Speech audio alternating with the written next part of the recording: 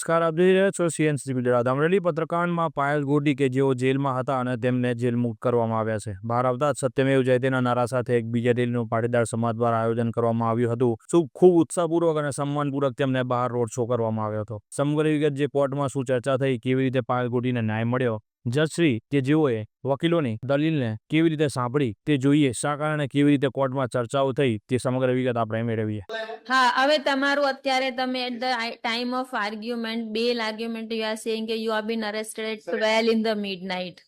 હવે આ વસ્તુ ખાલી મારા 12 વાગે અરેસ્ટ કર્યાનું એ કહે છે, એમાં શું કેવું છે? તમે 12 વાગે અરેસ્ટ કર્યા છે બેનને? બેનને 12 વાગે અરેસ્ટ કર્યા? બેનને રાત્રે 12 વાગે ક્યાંથી? એને આફ્ટર સનસેટ બેનને કોણ અરેસ્ટ કરવાનું? તો પોલીસ એવી હિંમત કરે?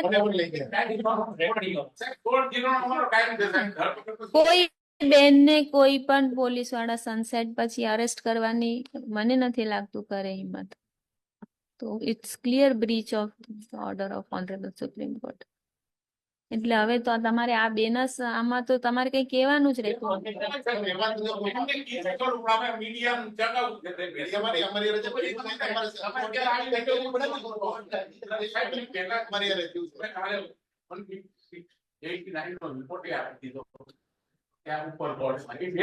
પણ એ તમારું પણ શું સ્ટાન્ડર્ડ છે? 2 દિવસમાં તમે રિમાન્ડ માંગો છો ને 2 દિવસ પછી 189 માં જાઓ છો।